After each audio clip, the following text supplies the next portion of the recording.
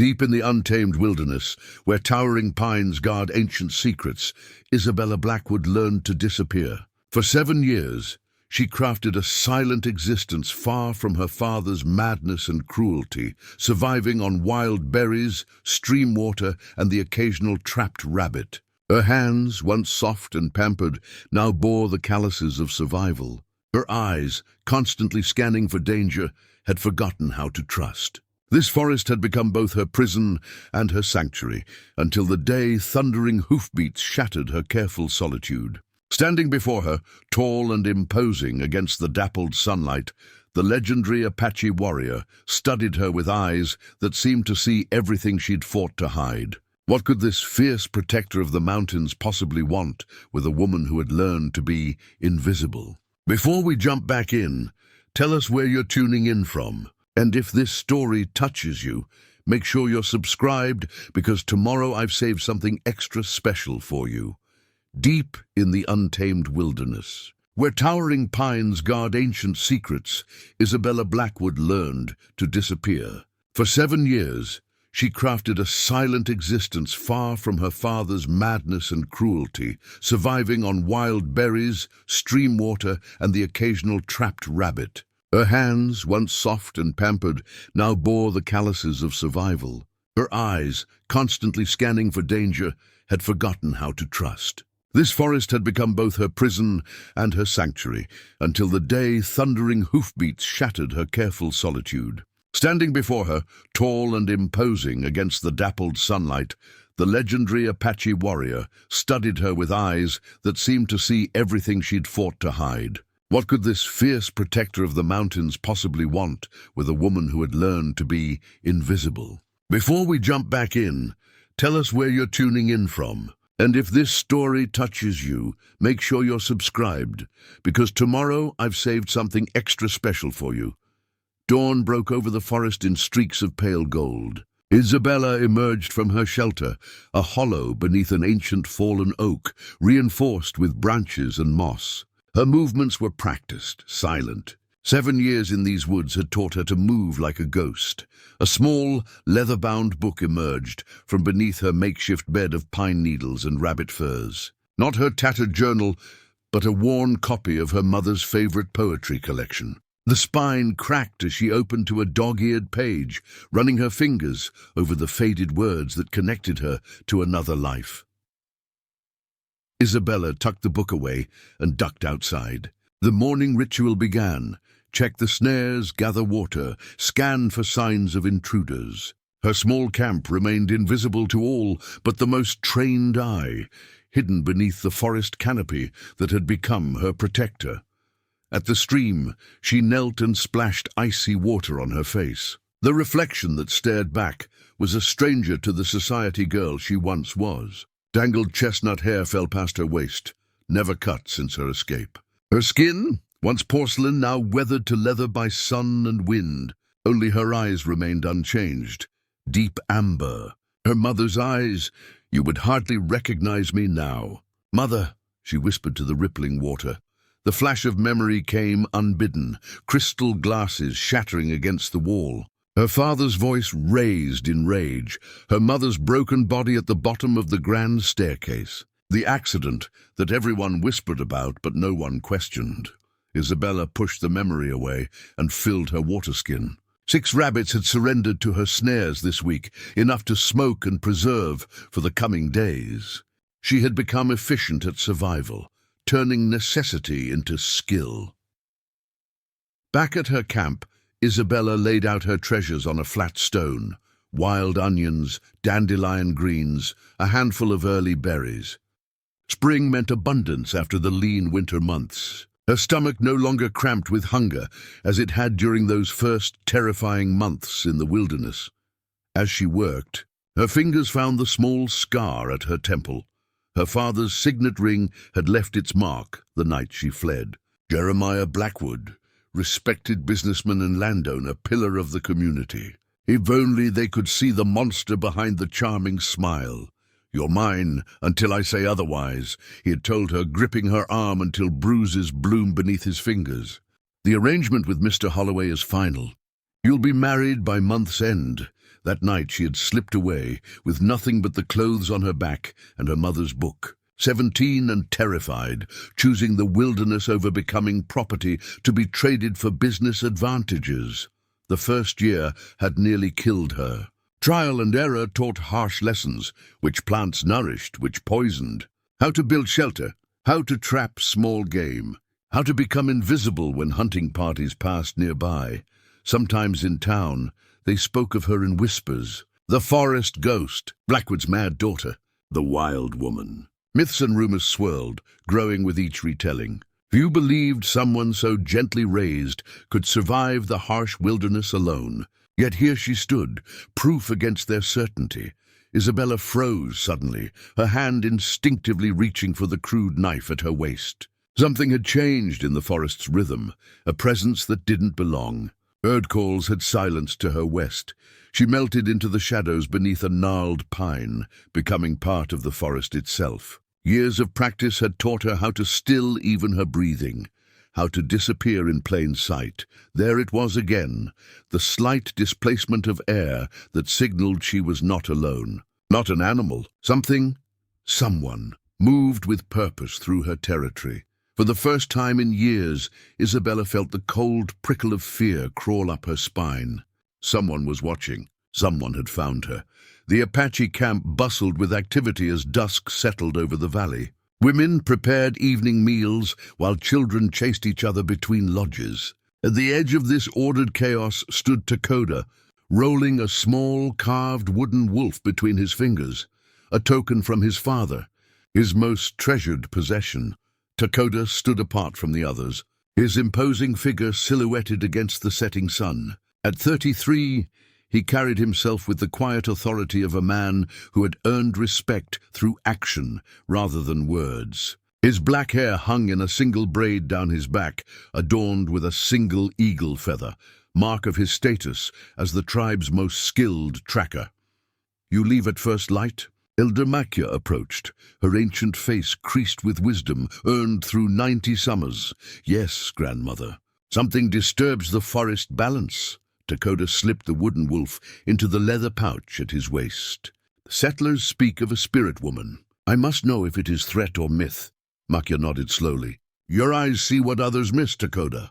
This is why the council values you, despite some questioning your mixed blood." He showed no reaction to her words. The tribe respected his skills, but never let him forget his heritage. Apache mother, white father. Neither world fully claimed him.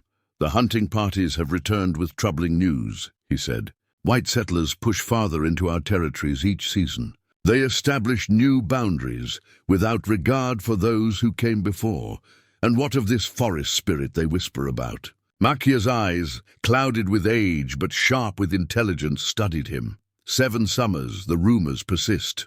A pale woman who moves like shadow, leaving almost no trace. She takes no sides in the conflicts between our people and the whites. She simply exists.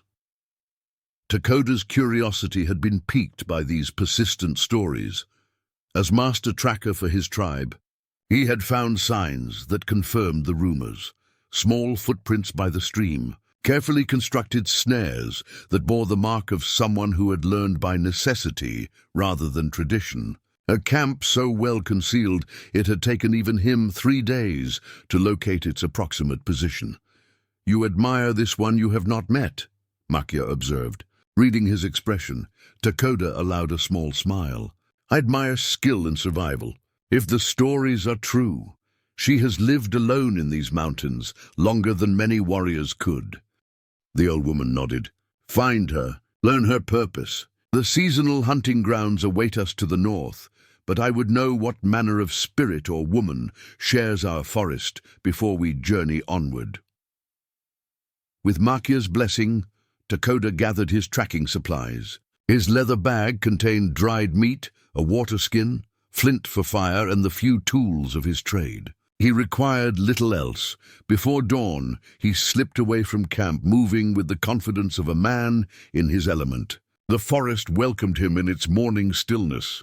Branches heavy with dew that sparkled in the first light, he followed the western deer trail, alert for signs others would miss: a bent twig, displaced soil, the unnatural silence of birds, warning of human presence. By midday, he found what he sought: a partial footprint near the rocky stream bank. Small but unmistakably human, Takakota knelt, measuring the print with his fingers. A woman's foot, calloused enough to move across stone without tender steps. He examined nearby vegetation, a few leaves recently plucked from a berry bush, taken with care to not damage the plant. Someone who understood the importance of preserving what sustained them. He tracked westward, finding more subtle signs.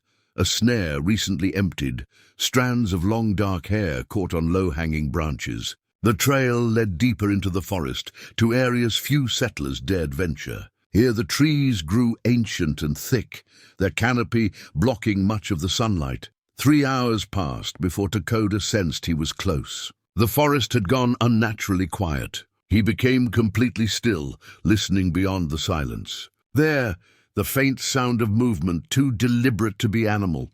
Someone accustomed to moving undetected through these woods, Takakota circled wide, using techniques honed through years of hunting.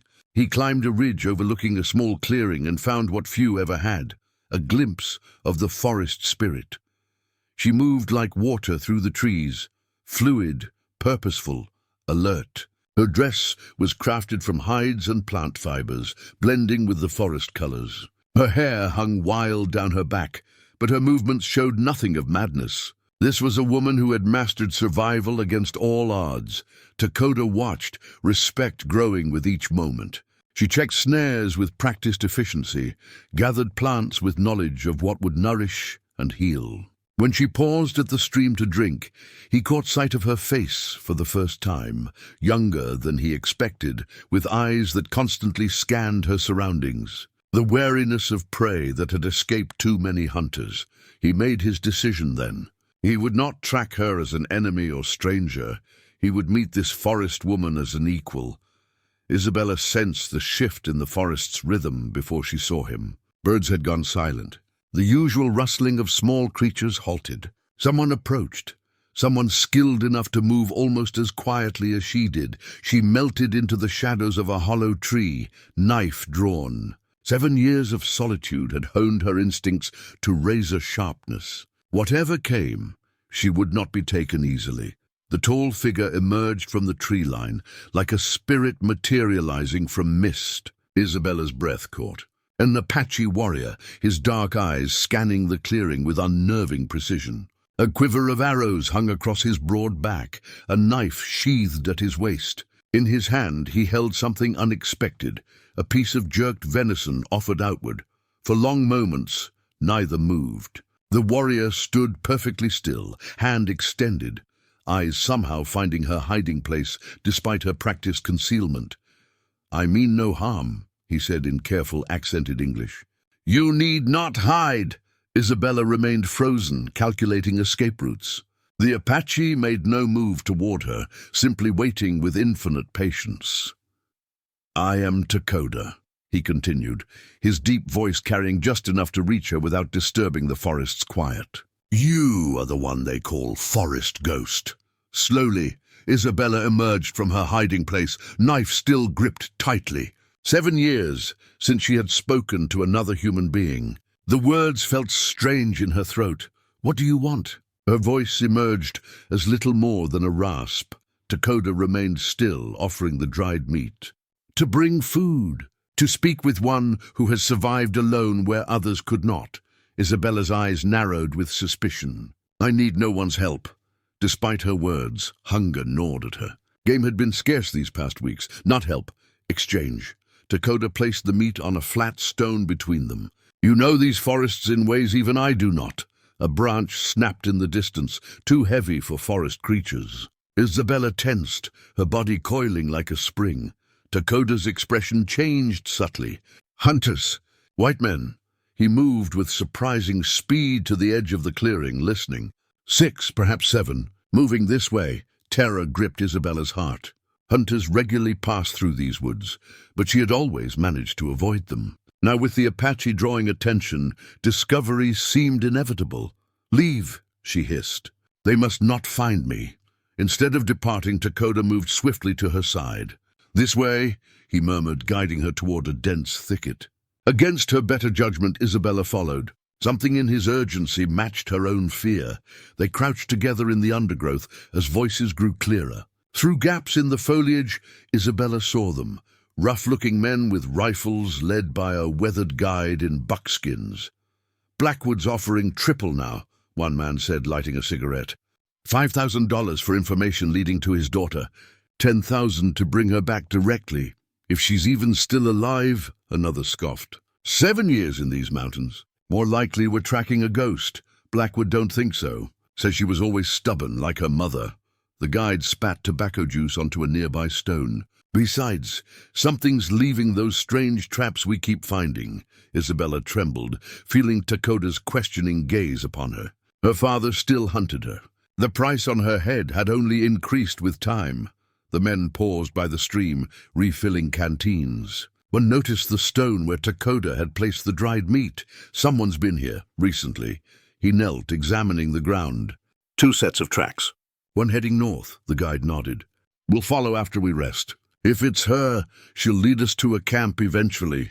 Isabella closed her eyes, willing the men away. Beside her, Takakota silently reached into his pouch and withdrew a small handful of dried herbs. With deliberate movements, he crushed them between his fingers and cast them toward the clearing when the wind shifted.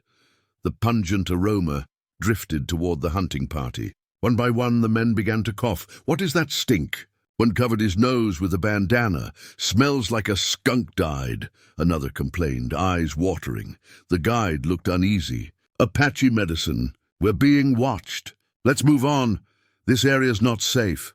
Gathering their gear, the hunting party continued westward, away from Isabella's hidden camp. Only when their voices faded completely did Takakota speak again. "Jeremiah Blackwood," he said quietly. "The wealthy landowner from the settlement. They seek his daughter." He studied her face. "You!" Isabella's hand tightened around her knife. "If you want the reward, you'll have to kill me first." "I won't go back." Takakota shook his head. "I have no interest in white man's money." From his leather pouch, he withdrew a folded paper, yellowed and worn at the edges. Silently, he handed it to Isabella. Her hands trembled as she unfolded it.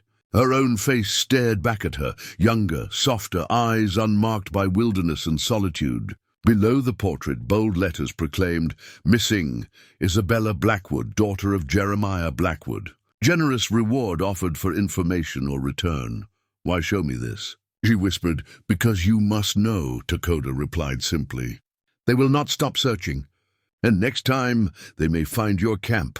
Isabella stared at the poster, at the face of the girl she once was. A decision crystallized within her. She could flee deeper into the wilderness, abandoning the camp she had carefully built over years. Or she could trust this stranger who had just saved her from discovery. "What do you suggest?" she asked finally. Takakota met her gaze steadily. "Come with me. My people camp 2 valleys east. You will be safer there while we decide what must be done."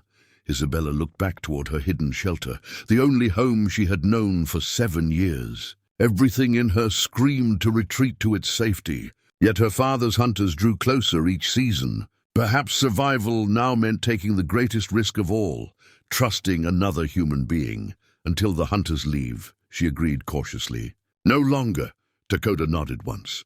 "Gather what you cannot leave behind." We travel by moonlight.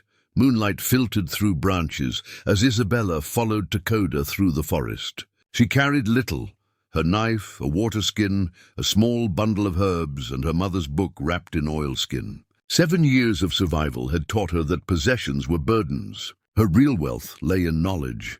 They traveled in silence for hours, Isabella matching Takota's pace with surprising ease. When dawn threatened the eastern horizon, he led her to a small cave, half hidden by a waterfall. "We rest here," he said, ducking inside. Safer to travel by night. The cave was cool and dry, extending deeper than its entrance suggested. Isabella positioned herself near the exit, unwilling to be trapped. Takakota seemed to understand her caution. He kept his distance, gathering wood for a small fire. "Smoke will disperse in the waterfall.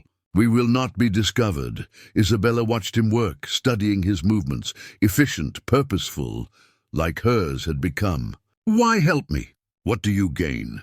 Instead of answering immediately, Takakota reached into his pouch and withdrew something that caught the firelight. A stone arrowhead. Perfectly shaped, black as midnight. Obsidian, he explained, offering it for her inspection. Sharper than any metal blade.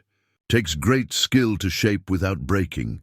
Isabella accepted it cautiously, feeling its impossible edge with her thumb. You made this? Takakota nodded. As my father taught me before he died. He paused, adding softly, my father was white, a trapper who loved my mother enough to learn our ways. Neither white men nor Apache fully accepted him. But he survived between worlds. Understanding dawned in Isabella's eyes. You see yourself in me. Another outsider. I see strength, Takakota corrected. The forest tests without mercy. You have passed its trials alone.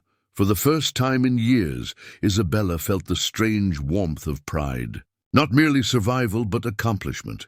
Recognition of what she had endured. Your father still searches, Takakota continued. Why does he want you returned so badly? Isabella's expression hardened. Control. I was property to be traded. He arranged my marriage to a business partner 3 times my age. When I refused, her hand unconsciously touched the scar at her temple. He said he would break my will like he broke my mother's. So you fled that night. With nothing, Isabella stared into the fire. The first winter nearly killed me. I ate bark when nothing else could be found. Learned which berries brought sickness, which plants healed wounds. The forest became my teacher when it wasn't trying to be my executioner. Takakota nodded, respect evident in his expression. Few would have survived the first month, let alone 7 years. He offered her dried meat and berries from his pouch. Isabella hesitated only briefly before accepting. The food was better than what she normally managed, properly smoked, seasoned with herbs she couldn't identify. My tribe moves with the seasons, Takakota explained as they ate. We camp in the Eastern Valley now, but soon journey north to summer hunting grounds. The elder grandmother wished to know about the forest spirit before we traveled further. I am no spirit, Isabella said, almost smiling. Just a woman who learned to disappear. A skill many envy. Takakota studied her with quiet intensity. The hunting party will return. They know these forests less well than you, but they are persistent. And there are many of them, Isabella nodded grimly. My father does not surrender what he considers his. My people can offer protection. Not forever, but until we find a better solution. Takakota reached again into his pouch and withdrew a small leather bundle tied with sinew. For you, Isabella unwrapped it carefully. Inside lay a small medicine pouch decorated with intricate beadwork, symbols she didn't recognize in patterns of blue and white. Protection, Takakota explained. Made by the elder grandmother for those who journey far from home. Isabella ran her fingers over the beadwork. A gift. When had she last received one? I have nothing to trade in return. Knowledge needs no payment, Takakota replied. Tomorrow you will show me how you built the snares that caught rabbits without disturbing the forest's balance. I found 3 of your designs. I could not determine how they functioned. For the first time in 7 years, Isabella felt the corners of her mouth turn upward in what might have been a smile. The forked stick drop trap? Even I was surprised that worked. They spent the remaining daylight hours exchanging knowledge. Isabella demonstrated how she constructed her traps using small twigs and string. Takakota showed her how to identify edible plants she had avoided out of caution. As dusk approached, Isabella felt strange awareness of having spoken more in one day than in all the years since her escape.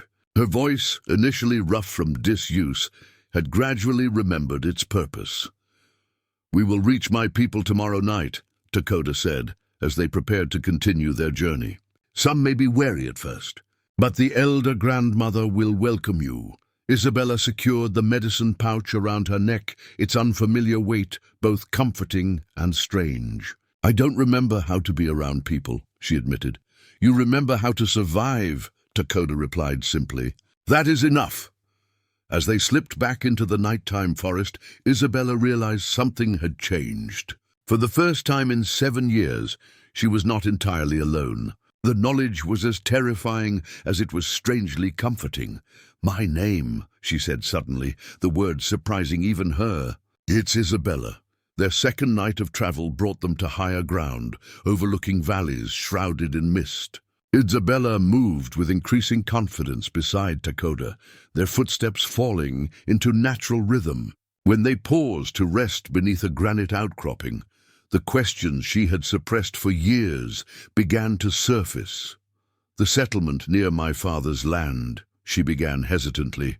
"Has it grown?" Takakota nodded. "Nearly doubled. The railroad reached it 3 summers ago.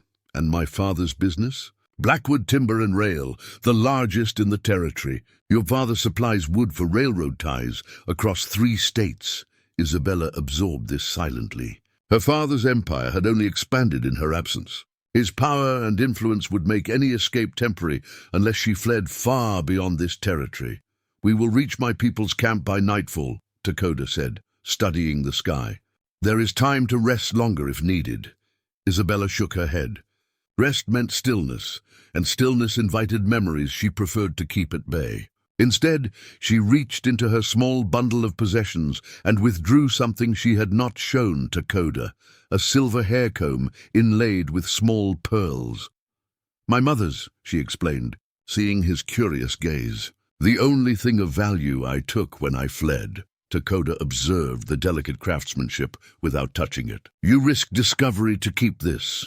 Some things are worth the risk." Isabella ran her fingers over the pearls. "My mother gave it to me on my 16th birthday, 1 month before she died. Or before she was killed." Her voice hardened. "My father claims she fell down the stairs after too much wine. But my mother rarely drank, and never alone with him." Understanding dawned in Takota's eyes. "Your father's violence claimed her first." Isabella nodded, tucking the comb carefully back into her bundle. "After her death, there was no one to intervene when his rages turned on me. When he arranged my marriage to Harold Holloway, I knew my fate would be the same as hers. Holloway had buried 2 wives already, both in unfortunate accidents." "So you chose the forest over certain death," Takakota said. "A warrior's decision." The comparison startled Isabella. She had never considered her desperate flight an act of courage, merely survival. "I was 17 and terrified," she admitted. "The first nights alone in the forest I wept until no tears remained. Then I simply learned. Each day brought new lessons. How to make fire, how to find water, which plants would nourish and which would poison. And you recorded these lessons?" Takakota asked. Isabella smiled faintly. "At first in my head. Later I made ink from berries and charcoal. Used tree bark when paper ran out. The forest taught me to improvise." A distant howl interrupted their conversation. Wolves, but far away. Both relaxed, recognizing no immediate threat. "Your father's hunters mentioned strange traps," Takakota noted. "Designs they had never seen." "Necessity breeds invention," Isabella replied. "I had no weapons but what I could create. No teacher but failure and success." As they prepared to continue their journey, a rustling in nearby brush froze them both. Takota's hand moved to his knife, Isabella's to hers. The bushes parted to reveal a young doe, startled to find humans in her path. For a breathless moment, the 3 regarded each other before the deer bounded away. "A good omen," Takakota said. "Grandmother would say the spirits approve our path." Isabella found herself wanting to believe in such signs. 7 years alone had left little room for anything beyond pragmatic survival. They descended into the valley as dusk gathered, following a creek that widened as they progressed. Twice they changed direction to avoid signs of hunting parties. Isabella marveled at Takota's tracking skills, the way he read broken twigs and disturbed soil like words on a page. "Your people?" she asked as they paused to refill water skins. "Will they accept a white woman in their camp?" Takakota considered her question carefully. "Some will welcome any who respect our ways. Others will be cautious. Trust is earned slowly." He gave her a measured look. "But you're not simply a white woman anymore. The forest has claimed part of you, changed you. They will see this." As darkness fell, Takakota led her up a narrow path that wound between massive boulders. At its crest, he stopped and pointed to a protected basin below. Firelight winked among carefully arranged lodges. Smoke rose in thin columns against the darkening sky. The sounds of life, voices, laughter, the crying of a baby drifted upward. Isabella's heart raced. After 7 years of solitude, the prospect of so many people threatened to overwhelm her. "I don't know if I can do this," she whispered. Takakota studied her face in the fading light. "You survived alone where others would have perished. This courage is already within you." He gestured toward the camp. "Now you must choose. Continue alone, always hunted, or accept the protection of my people while we find another path." Isabella clutched the medicine pouch around her neck, feeling its unfamiliar weight. The silver comb pressed against her side, a reminder of all she had lost and all she had fought to preserve. Her mother had always told her that true courage meant facing fear, not living without it. "I will try," she said finally. Takakota nodded once, satisfaction in his eyes. "Then we go together." Isabella felt every eye upon her as Takakota led her into the Apache camp. Children paused in their play, women stopped their work, and men looked up from evening fires. She fought the urge to flee back into the protective darkness of the forest. Takakota moved with confident purpose, guiding her toward the center of the encampment where several elders sat around a larger fire. He spoke in his native tongue, gesturing occasionally toward Isabella. She understood nothing of the words, but recognized the rhythms of explanation. Questioning and response. An elderly woman, her face mapped with deep lines of experience, studied Isabella with piercing black eyes. Unlike the others, her gaze held no suspicion, only curiosity and something like recognition. The old woman rose with surprising grace and approached. Isabella tensed but held her ground. The elder circled her slowly, murmuring words Isabella couldn't understand. Then, to Isabella's shock, the woman took her hand and patted it gently. "Grandmother Makia welcomes you," Takakota translated. "She says the forest has shaped you as water shapes stone, slowly, completely." Isabella inclined her head respectfully, uncertain how to respond. The simple human contact, the old woman's papery hand against hers, felt alien after years of isolation. A heated discussion broke out among the other elders. Isabella didn't need to understand the language to recognize disagreement. Some gestured emphatically toward her, voices rising in what seemed like protest. Makia silenced them with a sharp word. From around her neck, she removed a woven blanket, small, more like a shawl, decorated with intricate patterns of red, black, and white. With deliberate ceremony, she placed it around Isabella's shoulders. "A great honor," Takakota said quietly. "This is her story blanket. Each pattern represents a chapter of her life journey. By sharing it, she claims you under her protection." The weight of the blanket felt profound. Isabella touched the rough, soft fabric, tracing patterns with her fingertips. "Please thank her. Tell her I'm grateful." After Takakota translated, Makia smiled, revealing few remaining teeth. She gestured toward a smaller fire near her lodge and began walking, clearly expecting them to follow. A meal of unfamiliar foods followed: roasted meat, corn cakes, berries preserved in fat. Isabella ate cautiously at first, then with increasing hunger as her body recognized nourishment superior to her forest fare. Other women joined them, Makia's daughter and granddaughters, Takakota explained. They spoke among themselves, occasionally glancing at Isabella with undisguised curiosity. Children peered from behind their mothers, wide-eyed at the pale woman in their grandmother's story blanket. One small girl, braver than the rest, approached Isabella directly.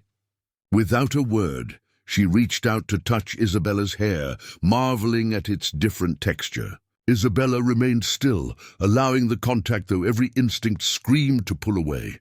The child said something, looking expectantly at Isabella. "She asks if you are a spirit that Takakota caught," one of the younger women translated, amusement in her voice. "I am Kimi, granddaughter of Makia. My grandmother insisted I learn the white man's tongue. Please tell her I'm not a spirit." Isabella replied. Just a woman who lived in the forest.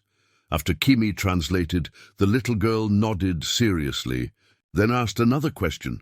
She wants to know if the forest taught you magic, Kimi said. Isabella considered this. Tell her the forest taught me to listen, to watch, and to wait.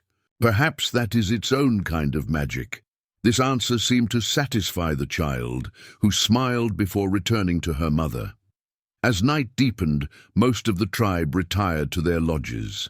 Makia indicated a small shelter adjacent to her own, where Isabella could sleep. Inside, furs and blankets had been arranged to form a comfortable bed, luxury beyond anything Isabella had known in years. Takakota paused at the entrance. Rest well. You are safe here. Your people have questions, Isabella said.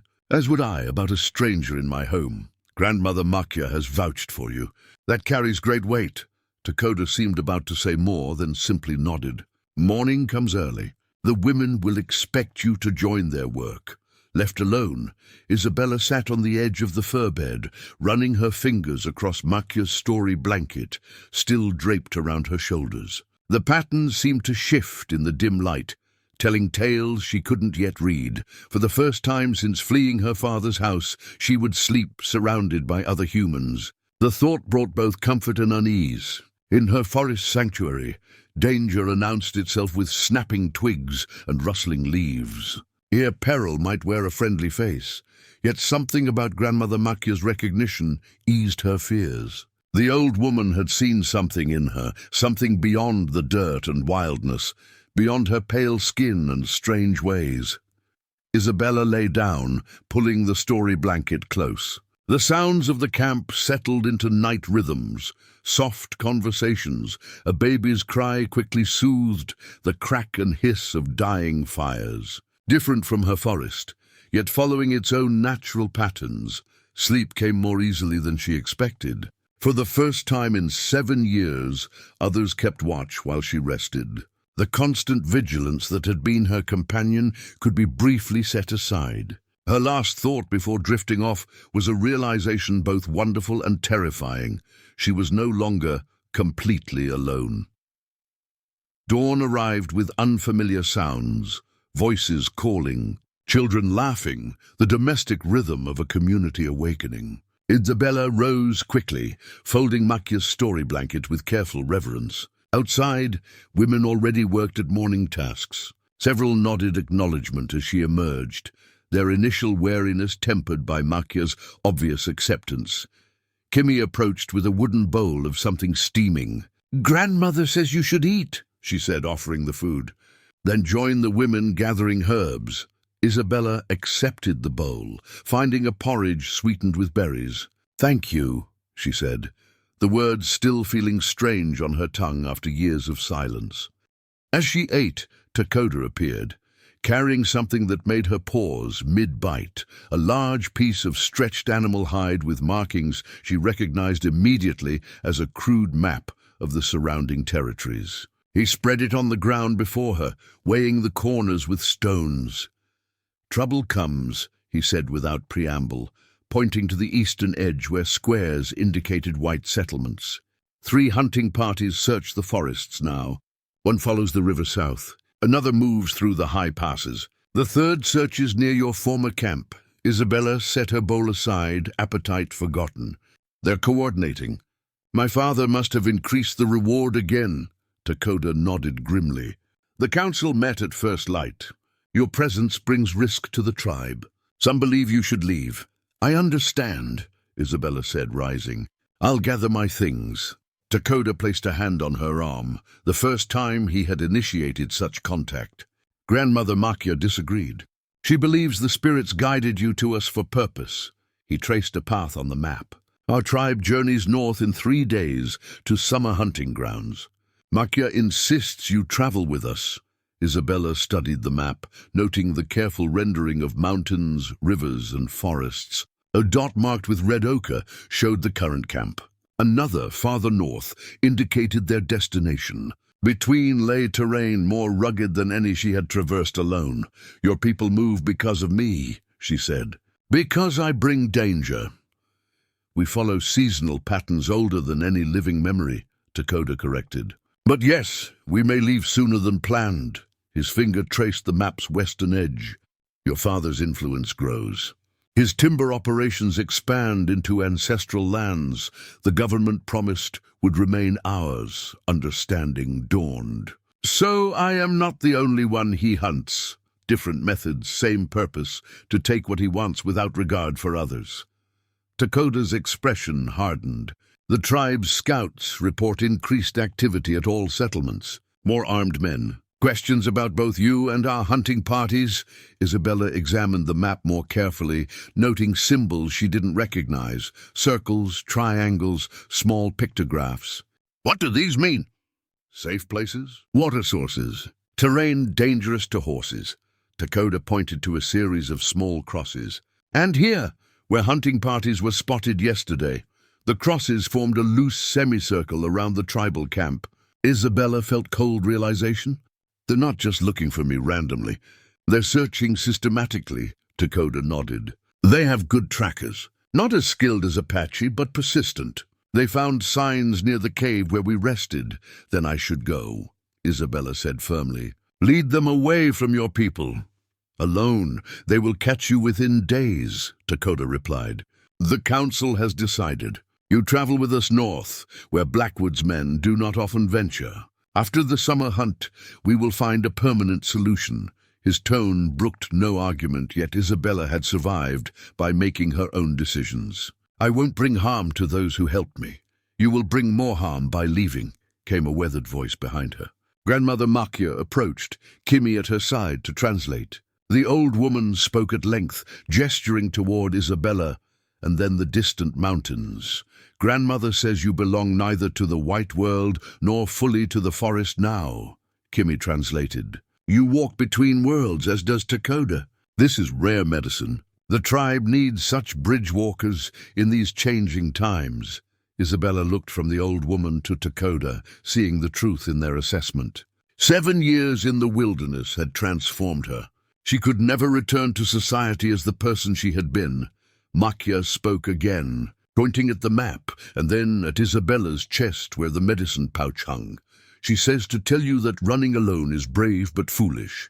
Kimi translated. The wolf survives through winter by keeping with the pack.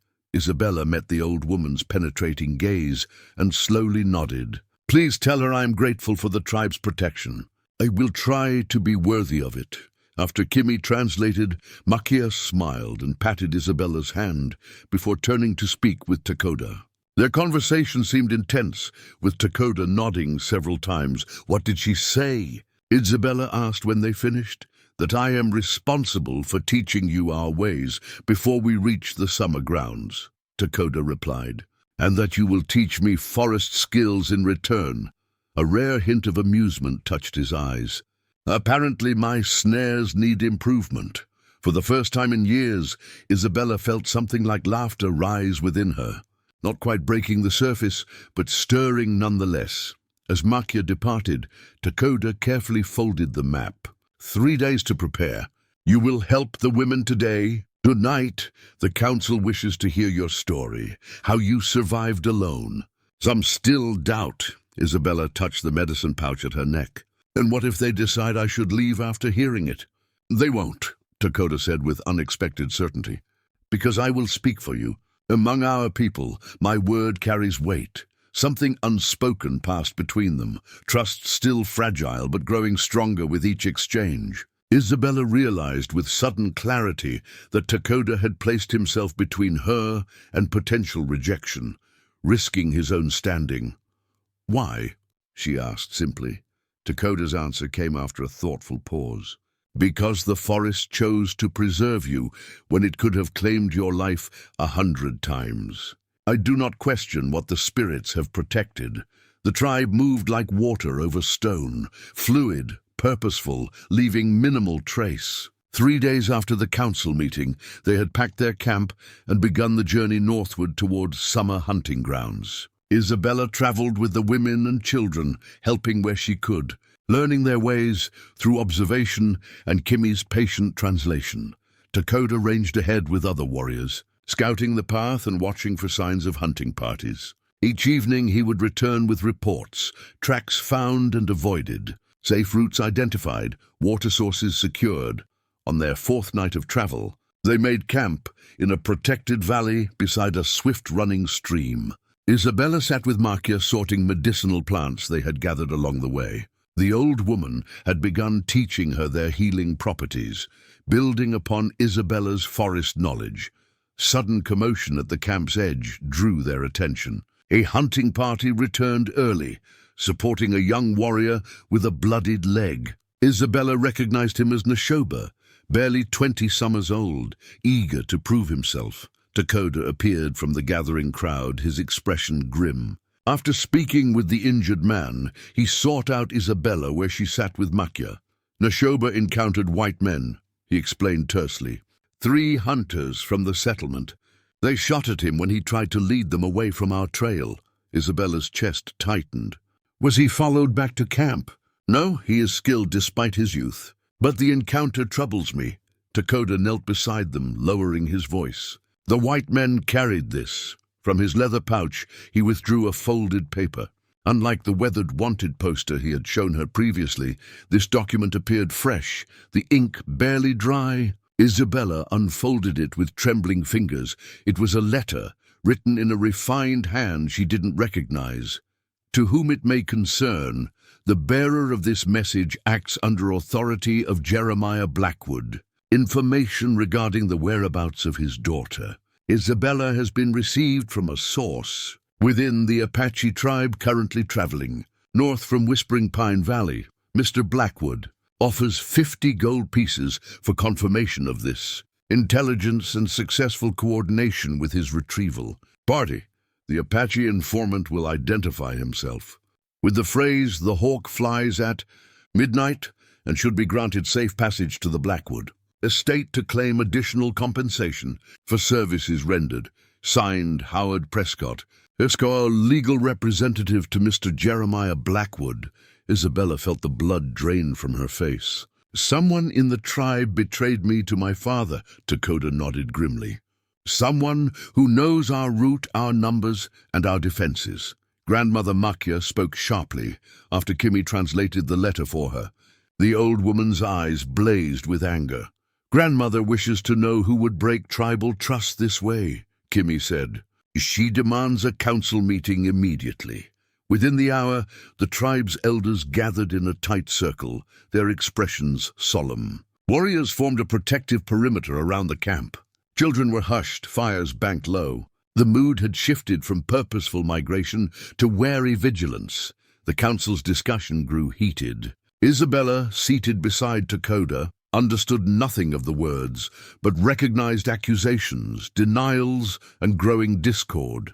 She had brought this danger upon them, division within and hunters without. A young man suddenly stood, shouting angrily and pointing toward Isabella. She recognized him as Chetan, who had watched her with undisguised suspicion since her arrival. He says you should be given to the white men, Kimi whispered. That one person should not endanger the whole tribe. Others joined in agreement while Makia and several elders objected strenuously. The division was clear. Many felt Isabella's presence risked too much. Then Takakota rose, his powerful voice cutting through the argument. He spoke at length, occasionally gesturing toward Isabella, though she couldn't understand his words. His meaning became clear when he removed his hunting knife and laid it on the ground before him, a gesture of solemn pledge.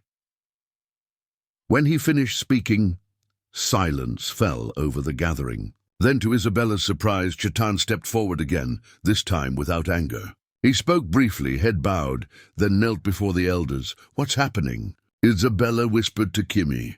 Chetan confesses, Kimi replied, shock evident in her voice. He met with white traders last moon. Told them of a pale woman with our tribe in exchange for metal tools and whiskey. He did not give your name, but described you well enough. Takota's expression remained impassive as Chetan continued his confession. The young man's shoulders slumped with the weight of his admission. What will happen to him? Isabella asked. Banishment, most likely, Kimi answered. Betrayal of the tribe is a serious offense. After Chetan finished speaking, the elders conferred among themselves. Finally, the oldest man present announced their decision. Chetan's head remained bowed as he received their judgment. "He is not banished," Kimi translated for Isabella, "but he loses status as a warrior. He will work with the women until he proves himself trustworthy again." A harsh punishment for a proud young man, Isabella realized. In some ways, worse than banishment. The council dispersed, but the damage was done. Isabella's presence had divided the tribe, and worse, her father now knew her approximate location. The hunters would come in greater numbers with better information. "We must change our plans," Takakota said as they walked back to Makia's fire. "The regular route to the summer grounds is no longer safe." "I should leave," Isabella said. "This is my fault." Chetan's choice was his own, Takakota replied firmly. "But yes, we must adapt quickly. The elders have decided we will split into 3 groups, taking different paths to confuse pursuers." Grandmother Makia approached, speaking rapidly to Takakota. He nodded before turning to Isabella. "You will travel with the smallest group, grandmother, myself, Kimi, and 2 warriors. We take the most difficult path through the high passes. Few whites venture there, and we can move faster with fewer people." Isabella understood the strategy, but also the risk. "The most dangerous route," Takakota nodded, "but also the least expected. Your father's men will follow the larger groups, assuming you travel with the main tribal party for protection." Makia spoke again, her weathered face set with determination. "Grandmother says to tell you this changes nothing," Kimi translated. "You remain under her protection. The tribe does not abandon its own, even when the path grows difficult." Isabella felt a surge of gratitude toward the old woman who had claimed her without hesitation. "When do we leave?" "Before dawn," Takakota replied, "while the moon still provides light. We travel fast and light through territory few know well." He hesitated before adding, "It will be dangerous, more so than anything you've faced in the forest alone." Isabella thought of the crude map she had seen, with its markings of treacherous terrain. She thought of her father's hunters, now armed with information about her whereabouts. She thought of the tribe splitting up, partly because of her. "I survived 7 years alone," she said finally. "I won't fail now that I'm not alone anymore." Moonlight silvered the rocky path as the small group ascended into the high country.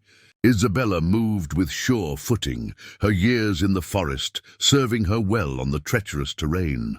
Ahead, Takakota led with one of the warriors, Wapi. Behind came Kimi supporting Grandmother Makia, whose age belied her remarkable endurance. The second warrior, Kele, guarded their rear. They traveled by night and rested during daylight hours in hidden caves or dense thickets. 3 days into their journey, they had climbed high enough that pine forests gave way to scrub and stone. The air thinned, carrying the bite of snow from distant peaks.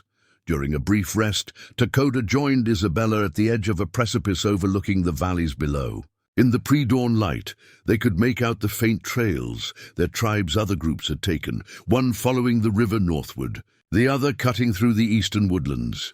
"Your father's men follow the river group," Takakota observed, pointing to tiny pinpricks of light far below, campfires unwisely lit. 6, perhaps 7 fires. "They believe you travel with the main party."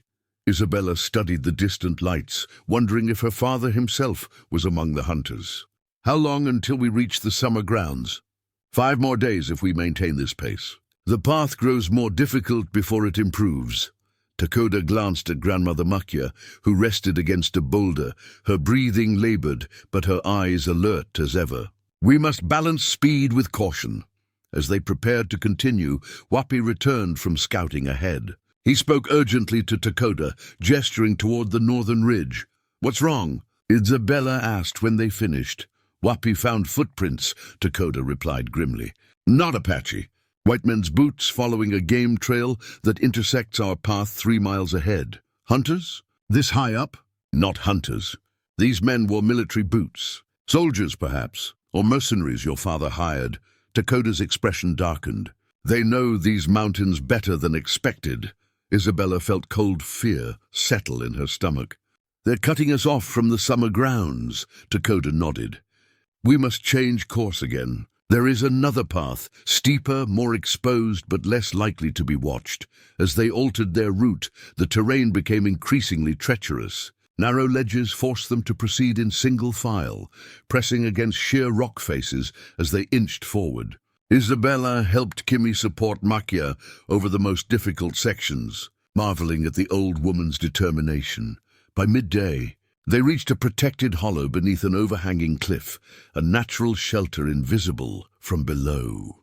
While the others prepared a small, smokeless fire, Takakota and Wapi ventured out to scout their surroundings. They returned as twilight gathered, their expressions grim. Takakota pulled something from his pouch and held it out to Isabella, a man's silver pocket watch, heavy and ornate, with familiar initials engraved on its case. J.B. Jeremiah Blackwood, Isabella whispered, taking the watch with trembling fingers. "Where did you find this?" "On a white man watching the eastern path," Takakota replied. "He will not report back to his companions." Isabella opened the watch, unsurprised to find her mother's portrait inside the lid, the same watch her father had carried for as long as she could remember.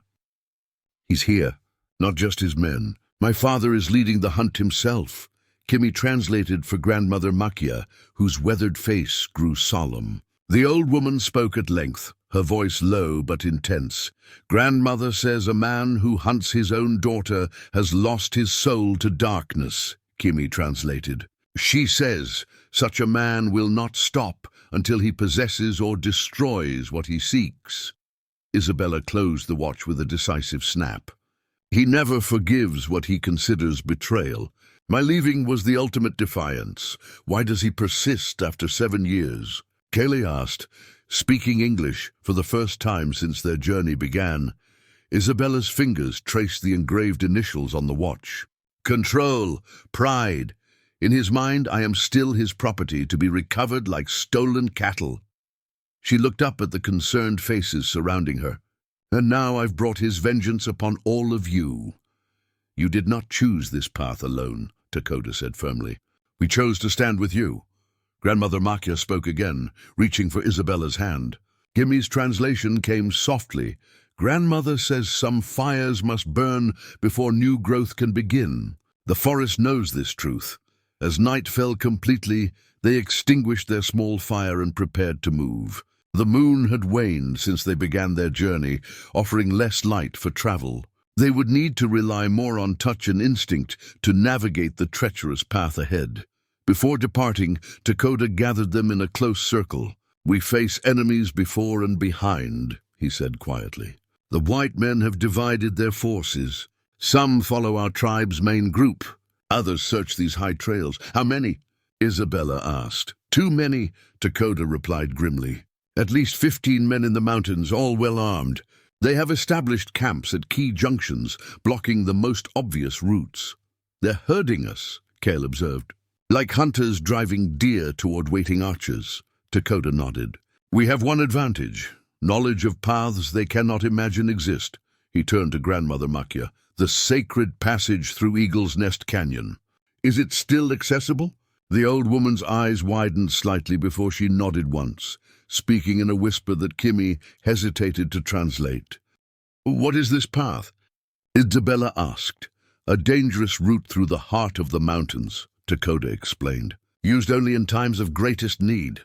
Many who enter do not emerge. But those who do emerge," Kimmy added, "are forever changed. The ancestors dwell in those caverns." Isabella met Takota's gaze, understanding the unspoken question. She handed him back his father's silver watch. "I've survived this long, by taking paths others feared to tread. Lead on." Eagle's Nest Canyon cut through the mountain like an ancient wound, its narrow entrance barely wide enough for a single person to pass. Vertical walls of striated stone rose hundreds of feet on either side, seeming to touch the star-strewn sky. The air hung still and cold, untouched by the winds that scoured the mountain's face. "We separate here," Takakota announced as they gathered before the forbidding passage. "Wapi and Kaylee will create false trails leading northwest. They'll rejoin the main tribal group if possible." The two warriors nodded solemnly. Their mission was dangerous, deliberately leaving tracks for Blackwood's men to follow while staying ahead of capture. Grandmother Makia will guide us through the canyon, Takakota continued. Isabella, Kimi, and myself will follow. The path is known only to tribal elders and those they choose to share it with. Isabella studied the narrow opening, dark as a mouth ready to swallow them. What makes this path so dangerous? Makia spoke softly, her weathered hands moving in expressive gestures. Kimi translated. Grandmother says the canyon holds visions. The ancestors speak to those who pass through. Some hear voices that lead them astray. Others see what they most fear and run blindly to their deaths. Takakota reached into his pouch and withdrew a single eagle feather bound with sinew and adorned with small turquoise beads. He held it out to Isabella.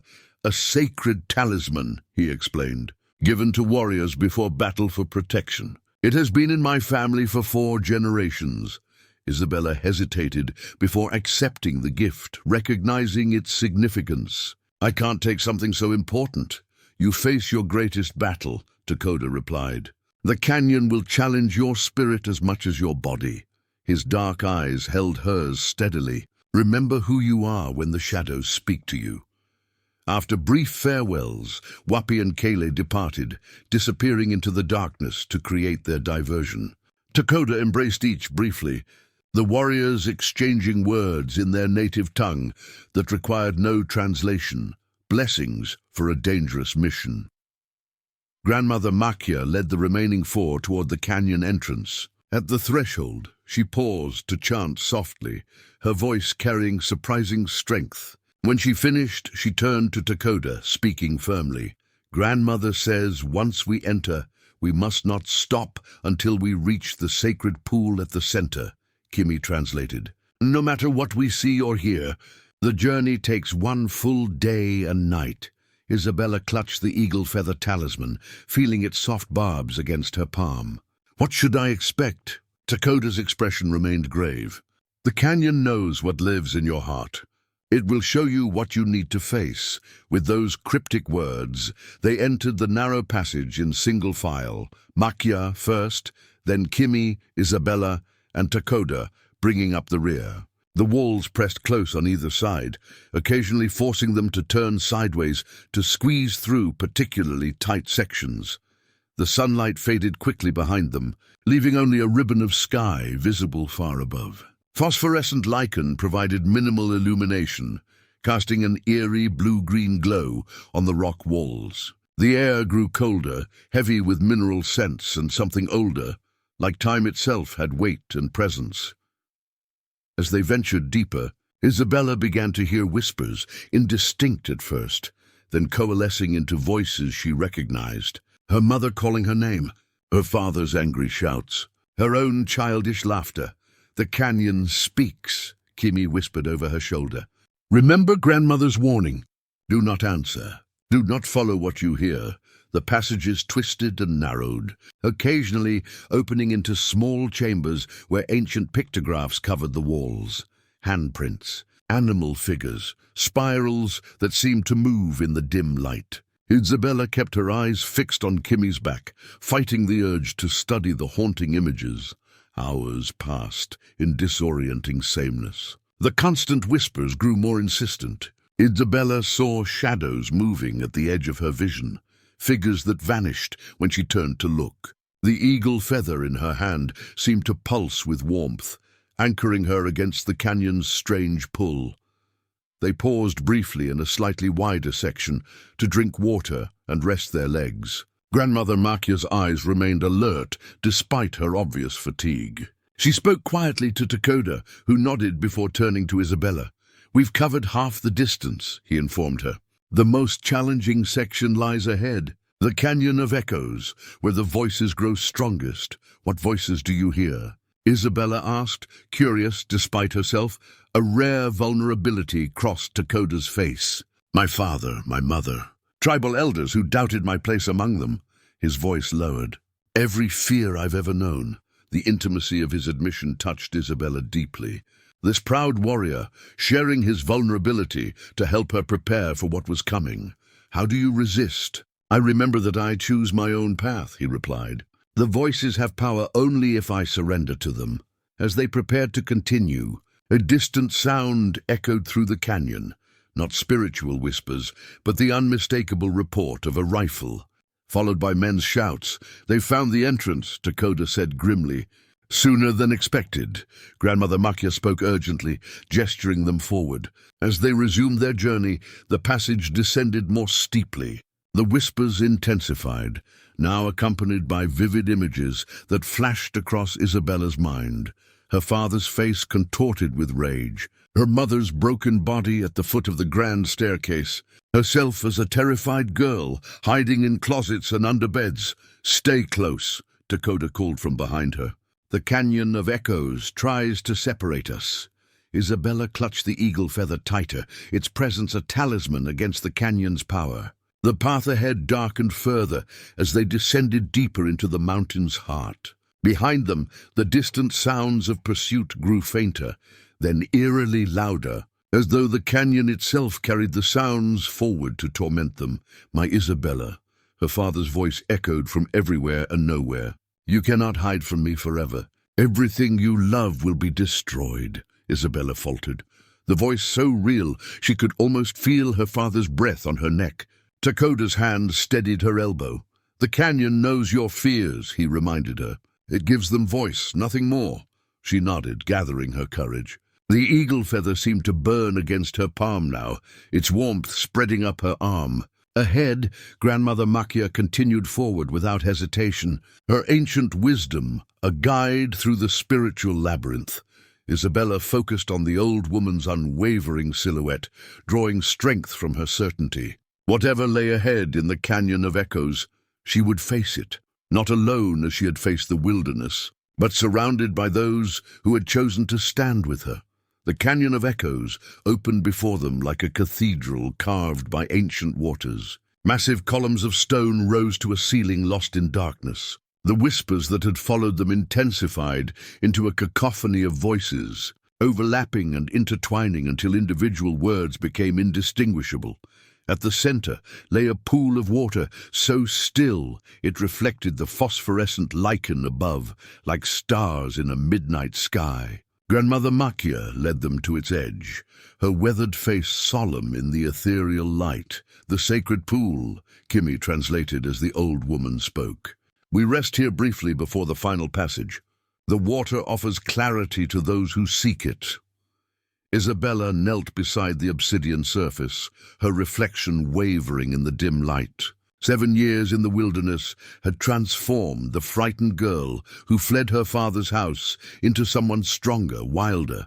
Yet the voices echoing around her awakened old fears, that she would never truly escape, that those who helped her would suffer for their kindness. Takakota joined her at the pool's edge. The canyon amplifies what lies within us, he said quietly. Both strength and fear. The voices are growing stronger, Isabella replied. My father's most of all. Takota's expression remained steady. The canyon knows what we fear most. For you, your father's reach. For me, failing those under my protection. A distant sound echoed through the chamber, not spiritual whispers, but the scrape of boots on stone. Isabella's heart raced. They've entered the canyon. Few outsiders navigate these passages successfully, Takakota said, though concern shadowed his features. But your father seems to have found guides who know more than they should. Grandmother Makia spoke urgently, gesturing toward a narrow opening on the chamber's far side. Grandmother says we cannot linger, Kimi translated. The exit lies beyond that passage, but first we must pass through the chamber of decisions. As they hurriedly gathered their few belongings, Takakota withdrew something from his leather bag, a knife unlike any Isabella had seen. Its handle was carved from elk antler, the blade forged from a metal that caught the blue-green light with unusual clarity. For you, he said, offering it hilt first to Isabella. Made by my father, carried by me until now. It will serve you better than the crude blade you fashioned. Isabella accepted the knife with reverence, testing its perfect balance. I can't take your father's knife. You already carry his protection, Takakota replied, nodding toward the eagle feather she still clutched. This completes the circle. A warrior needs both guidance and the means to defend what matters. The significance of his words settled deep within her. Not just a tool for survival, but recognition of her status as a fighter in her own right. They entered the narrow passage single file, Grandmother Makia leading with unerring confidence despite the near darkness. The tunnel twisted downward, then up again, occasionally branching. Without the old woman's guidance, they would have been hopelessly lost. The whispers continued, though changed in tone, less threatening, more seductive. Isabella heard promises of safety, of return to civilization, of her father's forgiveness if she would only turn back. Takoda's knife in her hand grounded her against these false assurances. The passage widened suddenly into another chamber, smaller than the first but with multiple exits, 7 identical openings spaced evenly around the circular space. At the center stood a stone altar, ancient and worn smooth by countless hands. Grandmother Makia halted, speaking rapidly to Kimi. "This is the Chamber of Decisions," Kimi translated. "Grandmother says only one path leads to freedom. The others lead to endless wandering, or worse. How do we choose?" Isabella asked, studying the identical openings. "Grandmother must perform the ritual of seeking," Kimi explained. "But it takes time we may not have," as if confirming her words. Echoes of pursuit sounded from the tunnel behind them, voices calling to each other. The click of weapons being readied. "They're getting closer," Isabella whispered. "We need to set traps, slow them down," Takakota nodded. "Kimi will assist Grandmother with the ritual. You and I will prepare defenses." They worked swiftly, utilizing the chamber's natural features. Isabella set snares at the passage entrance, not to kill, but to delay, similar to designs she had created in the forest, but adapted to the confined space. Takakota arranged stones to create choke points where pursuers would be forced to slow and bunch together. "My father will be among them," Isabella said as they worked. "He would never trust others to bring me back." "Then he will face what you have become," Takakota replied. "Not the girl who fled, but the woman who survived." Isabella tested the edge of her new knife against her thumb, finding it razor-sharp. The weight of it felt right in her hand, as though it had been made for her all along. 7 years she had defended herself with crude tools, fashioned from stone and wood. Now she held a blade, worthy of a warrior. At the altar, Grandmother Makia completed her ritual, pointing decisively toward the 3rd opening from the left. Kimi hurried to join them at their defensive position. "The path is chosen," she reported. "Grandmother says we must go immediately. The spirits grow restless with so many intruders." The sounds of pursuit grew louder, men cursing as they encountered the narrowest passages. Orders being shouted in a voice Isabella recognized with bone-deep certainty. Her father's commanding tone, unchanged by the years. "Go," Takakota urged Kimi. "Help Grandmother through the true passage. We'll be right behind you." As the women hurried toward the chosen exit, Isabella and Takakota exchanged a look of perfect understanding. Someone needed to delay the pursuers long enough for the others to navigate the final passage safely. "Together," Isabella said, positioning herself beside him. Takakota nodded, approval in his eyes. Together. The first of the pursuers appeared at the passage entrance, a rough-looking man in buckskins who triggered Isabella's tripwire and sprawled forward with a curse. Behind him came another, then a third, weapons raised. Isabella felt a strange calm settle over her. For 7 years she had hidden and fled. Now, with Takakota beside her and a proper blade in her hand, she would stand her ground.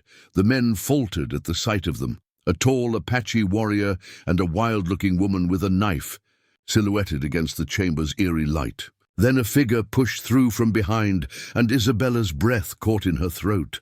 Jeremiah Blackwood stood before her, older but unchanged in his imposing presence. His eyes, cold and calculating, fixed on his daughter with an expression that mingled rage with triumph.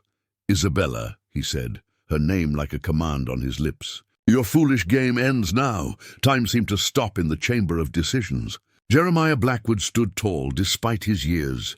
his tailored coat incongruous in the ancient cavern. 4 armed men flanked him, rifles raised. "Lower that knife, Isabella," Jeremiah commanded, his voice echoing off stone walls. "This savage can't protect you from me." Isabella's grip on Takota's knife tightened. "I don't need protection, Father." "Not anymore." Jeremiah's expression hardened. 7 years I've searched. Do you know what it's cost me? The humiliation of having my own daughter living like an animal in the wilderness. "The only humiliation is yours," Isabella replied, her voice steady. "That I chose the forest over your house. That I survived without you." Behind her, she sensed rather than saw Kimmy and Grandmother Makya slipping through the chosen passage. Good. If she and Takakota could delay these men even briefly, the older woman might reach safety.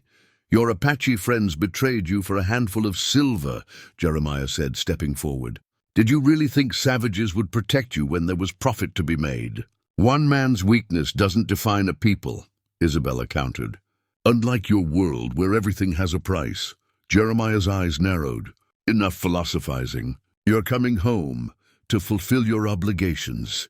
The Holloway arrangement still stands." "Harold Holloway?" Isabella laughed, the sound strange even to her own ears. "He still wants a wife he hasn't seen in 7 years?" "He wants what I promised him," Jeremiah snapped. "Control of the Eastern timber rights, which require your signature as your mother's heir." Understanding dawned. "So that's why you've hunted me so relentlessly. Not for me, for Mother's inheritance." "Don't be dramatic, Isabella. You were always going to inherit eventually. I merely arranged an advantageous marriage alongside it." He gestured to his men. "Secure the savage. Take my daughter." 2 men moved forward. Takakota tensed beside Isabella, his hand on his knife. "Wait," Isabella said, surprising everyone, including herself. She stepped forward, lowering her knife slightly. "I'll come with you voluntarily, Father, on one condition." Jeremiah's eyebrow arched.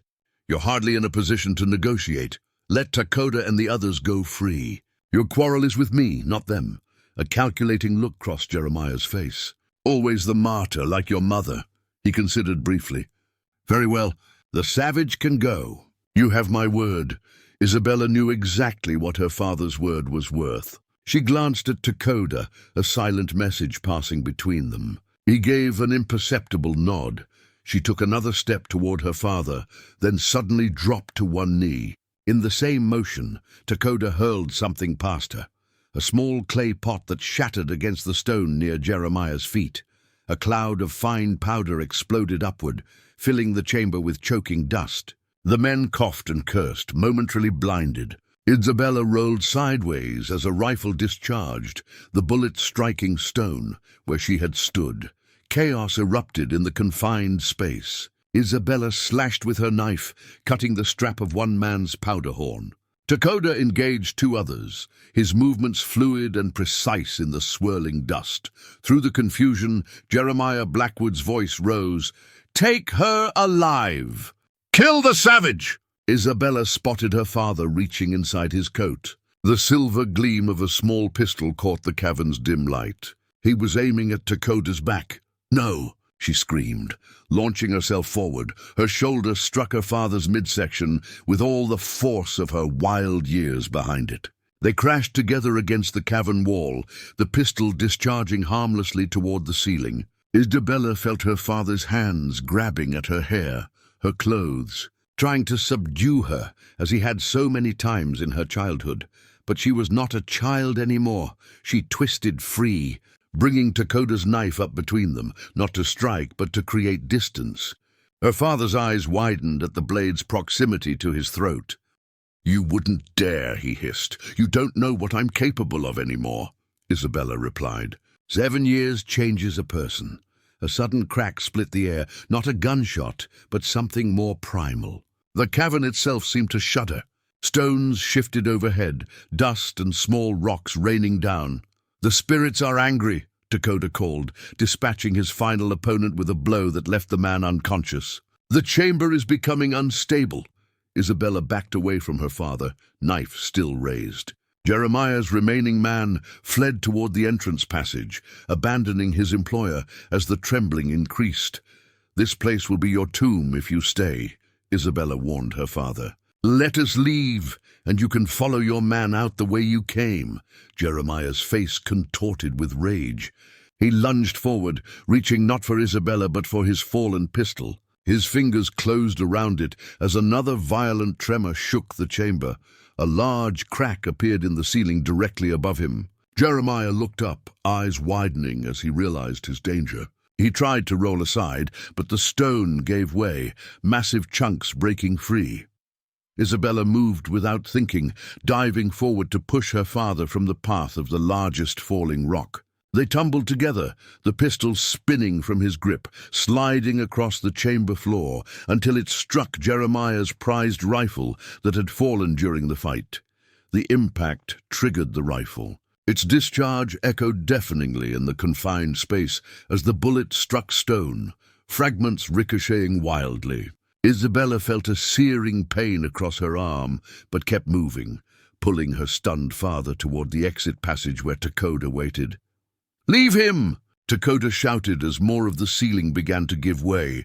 Isabella looked down at her father, the man who had terrorized her childhood, hunted her relentlessly, threatened the only people who had shown her kindness in years.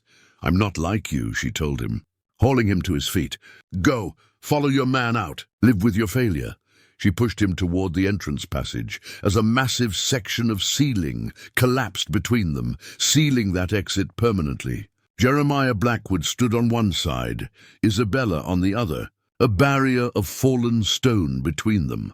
The last Isabella saw of her father was his face, not angry, but strangely thoughtful, perhaps seeing his daughter clearly for the first time in years.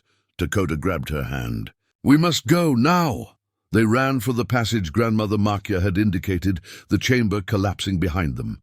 Isabella clutched Takota's knife, its weight reassuring in her hand as they raced through the final tunnel, pursued not by men, but by the mountain itself as it sealed the ancient chambers forever.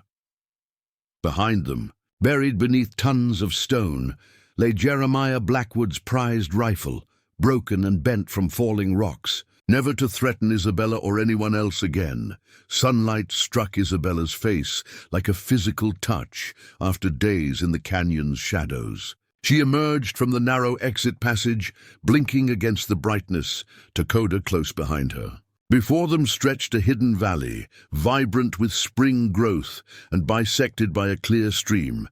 Grandmother Makia and Kimi waited beside the water, relief washing over their faces as Isabella and Takakota appeared. The old woman approached, her weathered hands gently examining the wound on Isabella's arm where the ricocheting bullet had grazed her. "It's nothing," Isabella assured them, though the cut stung fiercely. "We made it out. And your father?" Kimi asked hesitantly. "Trapped on the other side of the cave-in," Takakota replied. "If he's wise, he'll find his way back through the entrance. And if he's not." Kimi pressed. Isabella gazed back at the mountain that had swallowed the chamber where she had finally confronted her past. "Then the canyon has claimed him. Either way, he won't follow us anymore," Grandmother Makia spoke softly, her eyes fixed on Isabella's face rather than her wound. "Grandmother says you've completed the canyon's journey in truth, not just in body," Kimi translated. "You faced your greatest fear and emerged transformed." Isabella felt the truth of those words settling in her bones. For 7 years, she had defined herself by what she fled from. Now standing in the sunlight with these people who had risked everything for her, she sensed a different future unfolding. They made camp by the stream, tending wounds and regaining strength. Takakota left briefly to scout the valley, returning with the news that they had indeed reached the northern side of the mountains. The summer hunting grounds lay just 2 days' journey away. That evening, as they sat beside a small fire, Grandmother Makia presented Isabella with something unexpected, a small deerskin journal. Its cover decorated with subtle beadwork patterns, similar to the medicine pouch Isabella still wore around her neck. "Grandmother began making this for you when you first joined us," Kimi explained. "She says your old stories are now sealed in the canyon. This is for the new stories you will create. Isabella ran her fingers over the soft leather, overwhelmed by the gift's significance. She had recorded her forest knowledge on bark and leaves, preserving wisdom that helped her survive. This journal invited her to preserve not just knowledge, but her own journey. "Thank her for me," she whispered, emotion tightening her throat. After translating, Kimmy added, "Grandmother also says the tribe will welcome you when we reach the summer grounds, not as a visitor or guest, but as one of our own." Isabella looked up in surprise. "Even after all the danger I brought?" Takakota, who had been quietly maintaining his weapons nearby, joined the conversation. "The tribe honors courage and values those who face their trials with dignity. You've proven yourself worthy of inclusion.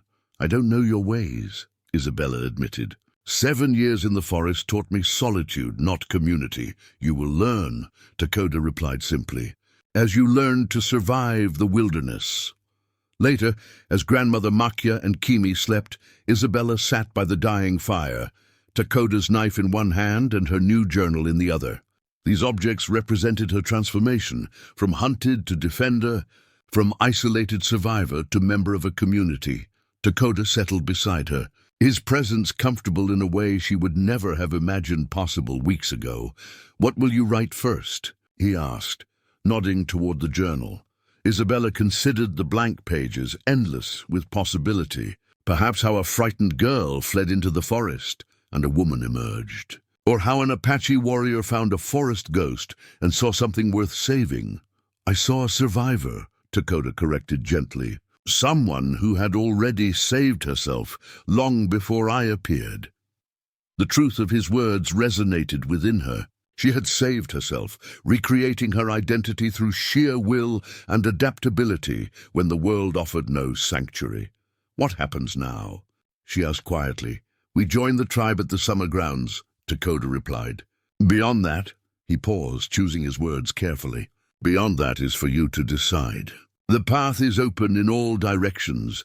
Isabella gazed up at the stars, so much brighter here than they had appeared through the forest canopy that had sheltered her for 7 years. The same stars her mother had shown her as a child, teaching her the constellations from the garden of the home that had later become a prison. "I never thought I'd have choices again," she admitted. "After I fled, survival was the only goal. Each day alive was victory enough, and now—" Isabella looked at the journal in her hands, its empty pages awaiting the story only she could write. "Now I want more than survival. I want to live," Takakota nodded, understanding the profound distinction. "Then you will." In the comfortable silence that followed, Isabella opened the journal and smoothed her hand across the first blank page. Using a charcoal stick from the fire's edge, she began to write, not about the past that had pursued her through the canyon, but about the moment she emerged into sunlight, facing forward rather than constantly looking back. The future stretched before her, undefined but full of possibility. For the first time in 7 years, Isabella Blackwood felt truly free. 1 year later, the summer encampment bustled with activity as the tribe prepared for the celebration. Children darted between lodges. Women finished elaborate beadwork, and men prepared a feast that would last well into the night. At the center of this joyful commotion stood Isabella, no longer the wild forest woman, but a respected member of the community. Her hair, once tangled and untamed, now hung in a single braid, adorned with small shells and beads. Her clothing, a blend of traditional Apache design and adaptations of her own, reflected her unique position within the tribe. Neither fully Apache nor white settler, she had carved out an identity between worlds. "They're waiting for you," Kimi said, approaching with an elaborate blanket draped over her arms. "Grandmother Makia sent me to help you prepare." Isabella touched the blanket with reverent fingers. Unlike anything she had seen before, it combined traditional Apache patterns with symbols from Isabella's forest years: rabbit snares, medicinal plants, and a silhouette of a woman standing tall among trees. "The marriage blanket," she whispered. "It's beautiful beyond words," Kimi smiled, helping to drape it around Isabella's shoulders. "Grandmother worked on it all winter. See how she wove both worlds together?" She says this is your true strength, living between but belonging to both. The weight of the blanket felt right, like an embrace from the community that had become her family. 1 year since emerging from Eagle's Nest Canyon. 1 year of learning tribal ways while contributing her own knowledge. 1 year of growing closer to Takakota, their shared experiences forging a bond neither had expected. "Are you nervous?" Gimme asked, adjusting the blanket's folds. Isabella considered the question seriously. "Not about Takakota, never about him," she smiled softly. "Perhaps about the ceremony itself. So many eyes watching. The tribe celebrates with you," Kimi reminded her. "Your union brings strength to us all." Outside, drums began a steady rhythm. Isabella took a deep breath, centering herself as she had learned to do in the forest when danger threatened. But this was not danger. This was stepping forward into a future she had chosen. The ceremony took place in the center of the encampment. The entire tribe gathered in a circle, with Grandmother Makia presiding, despite her increasing frailty. Takakota waited beside the sacred fire, tall and proud in ceremonial dress, his eyes finding Isabella's as she approached.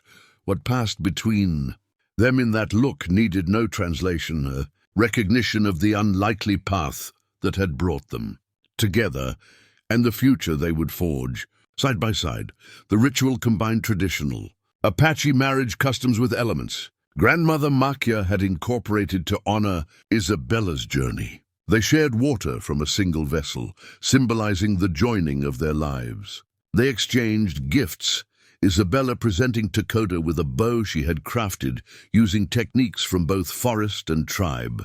Takakota giving Isabella a silver band for her wrist, forged from metal he had traded for with settlers.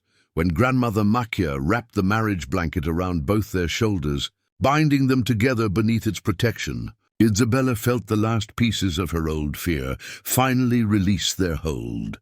Here, with this man and these people, she had found what her years alone in the forest had prepared her for, not just survival, but belonging. The celebration continued into the night. Food and stories were shared around fires. Children performed dances they had practiced for weeks. Elders offered blessings and wisdom for the newly joined couple. As the moon rose high, Isabella and Takakota slipped away from the festivities to a quiet spot overlooking the valley. The summer hunting had been bountiful, the tribe prospering under Takota's leadership. Isabella's knowledge of plants had enhanced their medicine, and her understanding of settler ways had helped navigate increasingly complex interactions with white traders. "Happy?" Takakota asked simply, his arm around her shoulders. Isabella leaned into his strength, a gesture that would have been unthinkable during her solitary years. "More than I believed possible." News had reached them, carried by traders, that Jeremiah Blackwood had survived the cave-in but returned a changed man. His aggressive timber operations had slowed. The bounty for his daughter had been withdrawn. Whether this transformation came from their confrontation in the canyon or the spirits that dwelled there, Isabella could only speculate. "The traders who passed through last week brought interesting news," Takakota said, as if reading her thoughts. "Your father's influence in the territory is waning. New settlements bypass his lands. And the hunting parties?" Isabella asked. Though she no longer feared capture, old habits of vigilance remained. "None have been seen in tribal lands for months," Takakota assured her. "The story of what happened in Eagle's Nest Canyon has spread. Few wish to test their luck against mountain spirits."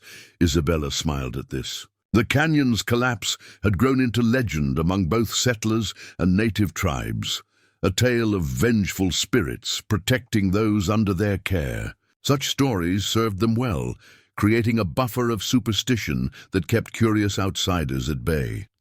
As moonlight bathed the valley, Isabella thought of the journey that had brought her here, from terrified girl to solitary survivor, to woman standing proudly as a bridge between worlds. The marriage blanket around their shoulders represented not just their union, but the weaving together of disparate experiences into something stronger than either could have created alone. "What are you thinking?" Takakota asked, noticing her contemplative silence.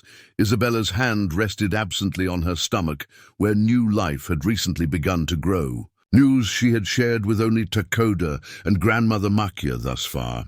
That some paths appear to lead us away from everything we know, she replied, only to bring us exactly where we're meant to be. Winter had laid its blanket of silence over the mountains.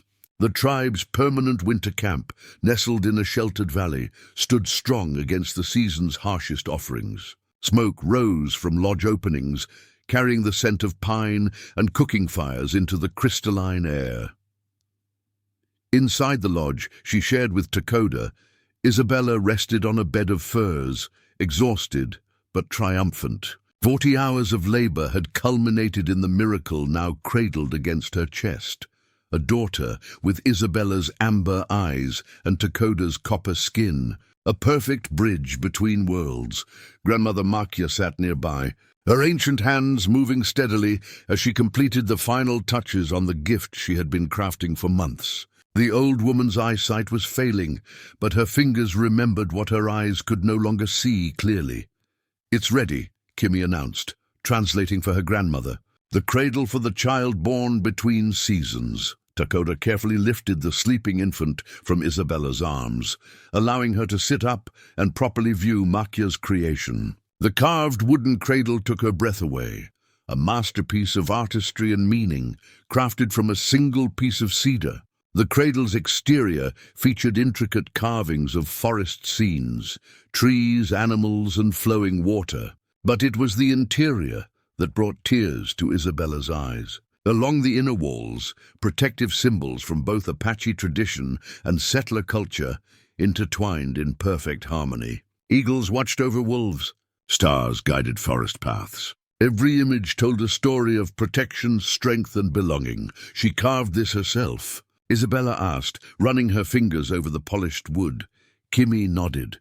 Each night while others slept. She says this child carries the future of two peoples in her small hands. Her cradle should reflect both journeys. Takakota gently placed their daughter in the cradle, which rocked smoothly on its curved base. "What shall we name her?" he asked, the question they had deliberately left unanswered until her arrival. Isabella thought of her mother, gone too soon, of grandmother Makia, who had seen her true self when others saw only a wild forest woman, of the forest that had both tested and protected her through 7 solitary years. "Ayana," she said finally, "eternal flower, because she blooms from soil watered by both our traditions." Takakota nodded, approval warming his eyes. "Ayana," he repeated, the name settling perfectly around their daughter. Grandmother Makia spoke softly, her weathered hand resting on the cradle's edge. "Grandmother says Ayana will walk new paths," Kimmy translated. "Neither entirely Apache nor white, but something stronger because she carries both." Outside their lodge, the winter celebration began, drums announcing the child's arrival to the tribe. Soon, members would bring gifts and blessings for the newest addition to their community. But for now, this moment belonged to the small family and the elder who had made their union possible. As night fell, visitors came in small groups to honor the birth. Each brought something for the child: tiny moccasins, a rattle of turtle shell, a blanket of rabbit fur. Each offered a blessing or wish for her future. Isabella watched in wonder at this outpouring of community support, so different from the isolated childbirth she might have faced in her forest solitude. Later, when the lodge had emptied of visitors and grandmother Makia and Kimmy had retired to their own dwelling, Isabella sat beside the cradle, watching her daughter sleep. Takakota joined her, his strong presence a comfort in the quiet night. "She has your courage in her eyes," he observed, "and your steadiness," Isabella replied, noting how calmly the infant had accepted each new face during the celebrations. The cradle rocked gently with each small movement of their daughter. In the firelight, the carved symbols seemed almost alive, dancing protection around the sleeping child. "When spring comes, I'll teach her to identify plants," Isabella said, "which heal and which harm. How to move silently through the forest," Takakota smiled. "And I'll teach her to read animal signs, to follow trails others cannot see, to hear what the wind carries. She'll know both worlds, Isabella said softly, never forced to choose between them as we were. Their daughter stirred in her sleep, tiny fingers curling and uncurling. Isabella remembered her own childhood, the constraints, the expectations, the fear that eventually drove her into wilderness. How different Ayana's early years would be, surrounded by love, encouraged to develop strengths from both her heritages. "Do you ever regret it?" Takakota asked suddenly. "Leaving your father's world behind?" Isabella considered the question seriously, as it deserved. "I regret the circumstances that forced my choice," she answered finally, "but not the path itself. It led me here," she touched the cradle. "To her, to you, to a life I never imagined possible." Snow began falling outside, adding another layer of insulation to their snug lodge. Isabella thought of all the winter nights she had spent alone in the forest, huddled in makeshift shelters, surviving on stored food and sheer determination. The contrast with her current circumstances could not have been more profound. "I kept myself alive in the forest," she murmured, watching the hypnotic rocking of the cradle. "But here, with you and our people, I've learned to truly live." Takota's arm encircled her shoulders, drawing her close. Together they watched over their daughter, sleeping peacefully in the cradle that carried the symbols and protection of both their worlds, a promise that the boundaries that had constrained them would not limit her horizon.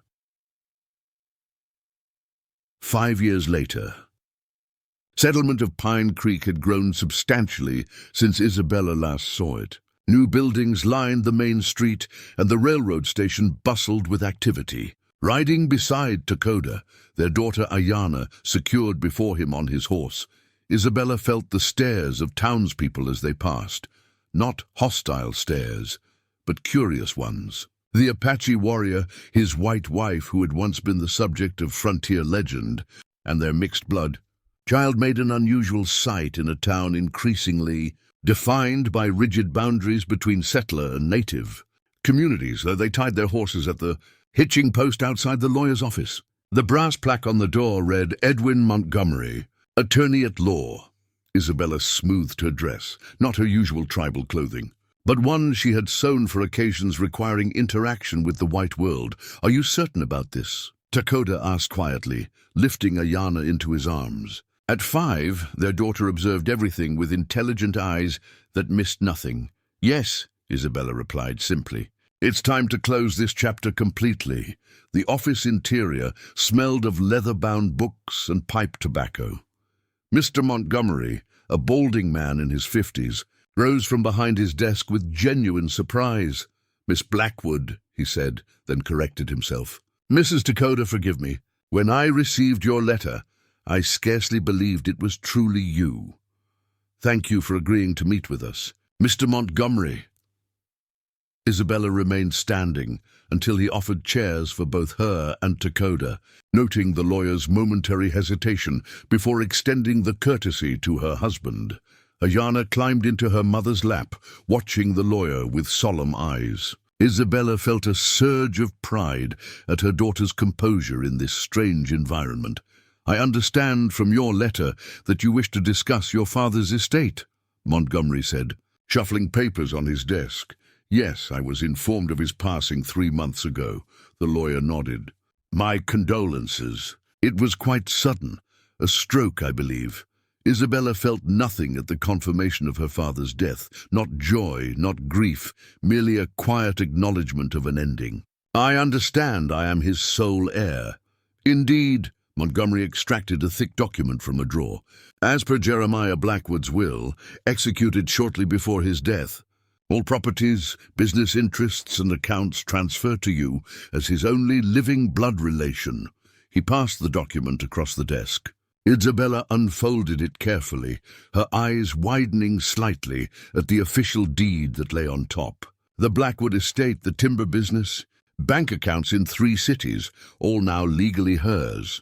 Confirmed by her father's unmistakable signature. "He never changed his will," she murmured, surprise coloring her voice. "Even after I fled." "On the contrary," Montgomery replied. "He revised it extensively 2 years ago. The previous version had established a trust with restrictions on how you might access the inheritance. The lawyer cleared his throat. Those restrictions were removed in the final version. Takakota leaned forward slightly. What changed? Montgomery hesitated. I'm not certain it's my place to say. Please, Isabella pressed. I haven't seen my father in 5 years. Anything you can tell me about his final intentions would help me understand. The lawyer nodded reluctantly. Mr. Blackwood was different after returning from his expedition into Apache territory, the one where he claimed to have been trapped in a cave-in. Isabella exchanged a quick glance with Takakota. He became more reflective, Montgomery continued.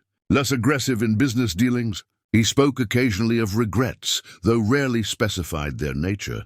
The lawyer shuffled through more papers. Oh, and this was to be given to you personally. He passed Isabella a sealed envelope, her name written in her father's distinctive hand. She tucked it away without opening it, unwilling to confront whatever final words he had left her in this public setting. What do you intend to do with the inheritance? Montgomery asked. The Blackwood businesses employ many in this region. Isabella had discussed this at length with Takakota and tribal elders before making the journey. The document she withdrew from her bag represented hours of careful consideration. This contains my instructions, she said, passing it to Montgomery. The estate house and surrounding property will be sold, with proceeds establishing a fund for tribal children's education. The timber operation will continue under current management, with profit shares distributed among workers and tribal communities whose lands were historically harvested. Montgomery's eyebrows rose as he scanned her detailed plans. This is unusually generous. Not generous, Isabella corrected. Just my father built his fortune by taking from the land, from native peoples, from those with less power. I choose a different path. The lawyer studied her for a moment before nodding slowly. I'll see that your wishes are executed precisely. As they concluded their business, Montgomery handed Isabella a final item, a small iron key. To your father's private study in the estate house. He specified that only you should enter after his passing. The key felt impossibly heavy in Isabella's palm, a weight beyond its physical presence. She slipped it into her pocket alongside her father's unopened letter. Outside, as they untied their horses, Isabella felt a strange mixture of emotions. The inheritance brought not joy, but responsibility, a chance to heal some of the damage her father had caused. Do you wish to visit the estate before we return home? Takakota asked, lifting Ayana onto his horse. Isabella considered the key in her pocket, the letter she had yet to read. Yes, there's something I need to see. The Blackwood estate stood as she remembered, imposing, well-maintained, coldly beautiful. The housekeeper admitted them with wide eyes, clearly shocked to see the long-lost daughter returned with an Apache family. Isabella led Takakota and Ayana through familiar halls that now felt like a stranger's home. At her father's study door, she paused, inserting the iron key into the lock. The room beyond was unexpected. Gone was the imposing desk she remembered, the hunting trophies, the displays of wealth. In their place, her father had created something like a shrine. Maps of the forest where she had hidden. Newspaper clippings about the wild woman sighted by hunters. A collection of crude arrowheads and stone tools similar to those she had crafted during her years alone. And centered on the wall, a portrait of Isabella as she had been at 17, painted from memory after her disappearance. Beside it hung a smaller frame containing a scrap of fabric, a piece torn from the dress she had worn the night she fled, likely found in the forest during one of the many searches. He never stopped looking for you, Takakota observed quietly. Even after he stopped hunting you, Isabella nodded, a complicated emotion rising within her. Not forgiveness exactly, but understanding. In his own distorted way, her father had loved her, possessively, destructively, but genuinely. On the small table beneath the portrait lay a leather-bound journal. Opening it, she recognized her father's handwriting, documenting every rumor, every possible sighting, every expedition to find her over 7 years. The final entry, dated shortly after their confrontation in Eagle's Nest Canyon, read simply, "She has found her path. I must now find mine." Isabella closed the journal, having seen enough. Whatever redemption her father had sought in his final years remained between him and his conscience.